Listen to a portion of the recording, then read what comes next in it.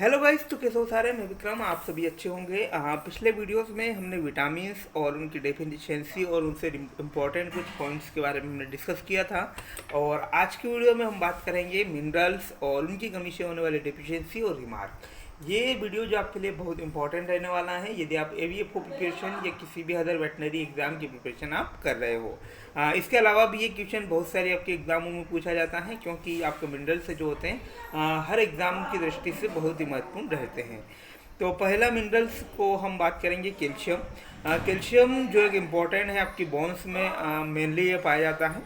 और पहली इसकी डिफिशियंसी हम बात करें रिकेट्स।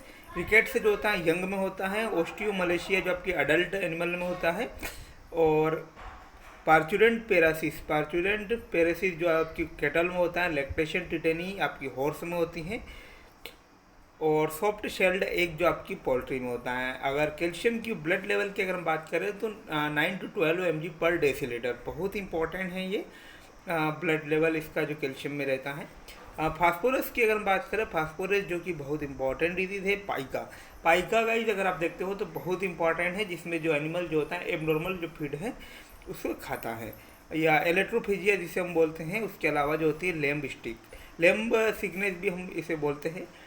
फास्फोरस की अगर ब्लड लेवल की अगर हम बात करें तो ये जो होता है 4 से 12 mg पर डेसीलीटर।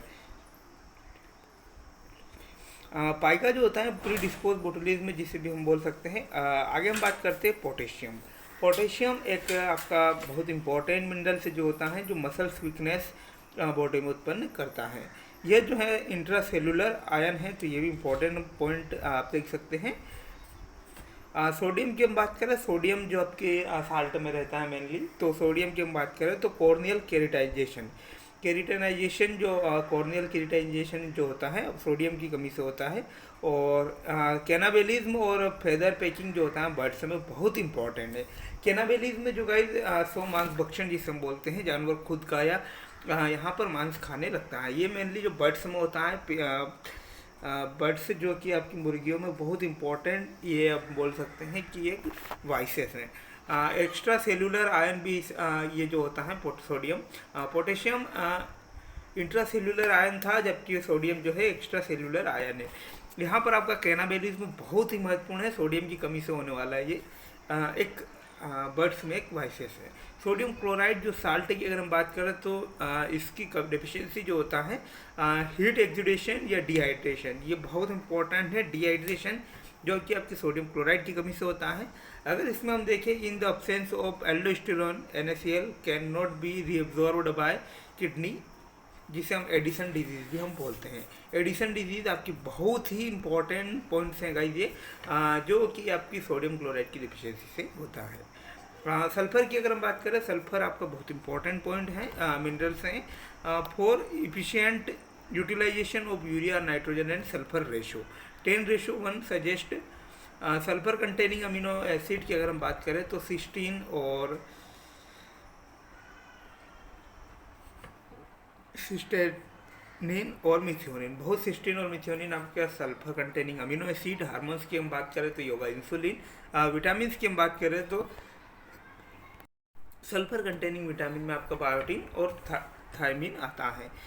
बहुत इंपॉर्टेंट पॉइंट ये। आगे हम बात करते हैं मैग्नीशियम में जो होता है हाइपो मेनेंजेमेसिक टिटेनी या ग्रोस टिटेनी जब हम बोलते हैं, ग्रोस स्टेगर या लैक्टेशन टिटेनी जो आपकी हॉर्स में होती है। इसके बाद वीट पॉइजनिंग या जो वीट पॉइजनिंग जो आपकी होती है मैग्नीशियम की कमी से होती है। इसके बाद स्टेपिंग सिंड्रोम जो कि पिग में होता है। इंपॉर्टेंट पॉइंट से गाइए। अगर रिमार्क अगर हम देखें तो ब्लड लेवल जो होता है मैग्नीशियम का 1.7 से 4 mg पर डेसीलीटर होता है। और ammonia prevent absorption of mg and जो पोटेशियम डिफ्रेस्ड सीरम mg। आगे हम बात करते हैं आयरन। तो आयरन जो होता है आपके पिगलेट एनीमिया जो कि पिग्स में जो पिगलेट जो होते हैं उनमें उत्पन्न करता है, और इसे हम थंब भी बोल सकते हैं। ठीक है। फेरेटिन जो होता है स्ट्रॉन्ग फॉर्म में होता है, और ट्रांसफेरिन जो होता है आपके सर्कुलेटरी फॉर्म में ये पाया जाता है।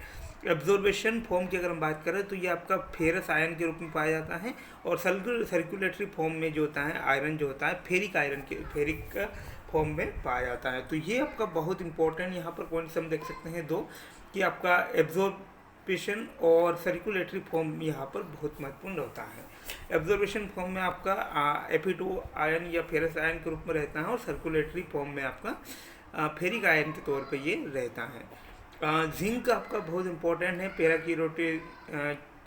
कीरेटोसिस जो आपका होता है, स्वेल हॉक सिंड्रोम आपका होता है, क्रूड लैग। यहाँ पर पैराकीरोटिस जो आपका पीक की जो मेनली डिजीज़ है आपका बहुत इंपॉर्टेंट है, जो कि जिंक की डेफिशिएंसी से होता है, और ये जो जिंक जो होता है मेनली बोन में स्टोर रहता है। मैग्नीज की हम बात करें तो ये होता है पेरोसिस और स्लिप टेंडन। यहाँ पर आपका स्लिप टेंडन बहुत इंपॉर्टेंट है।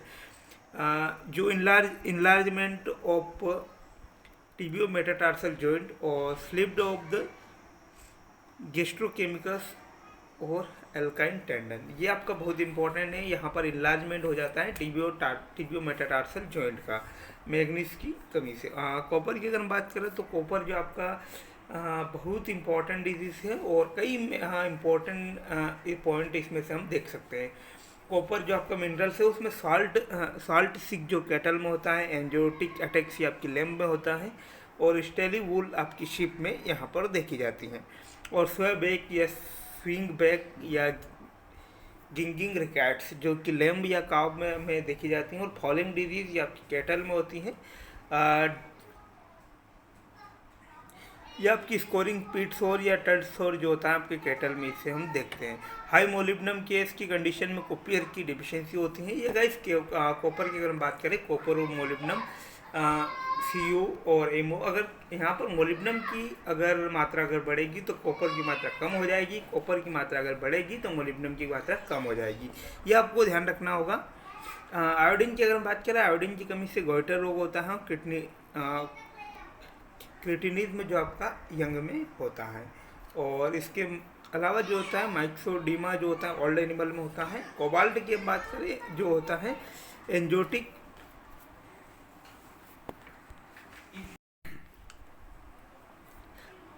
एंजियोटिक मार्मस जो होता है कोबाल्ट की डिफिशियंसी से होता है। इसके अलावा हिल सिकनेस, बुश सिकनेस या कोस्ट डिजीज़, वेस्टिंग डिजीज़ या न्यूक्राइटिस या पिनिंग, इसमें हम देख सकते हैं। मोलिब्डेनम की अगर हम बात करें तो ये आपकी टॉक्सिसिटी में टर्ट या पिट सोर्स हम इसमें देख सकते हैं।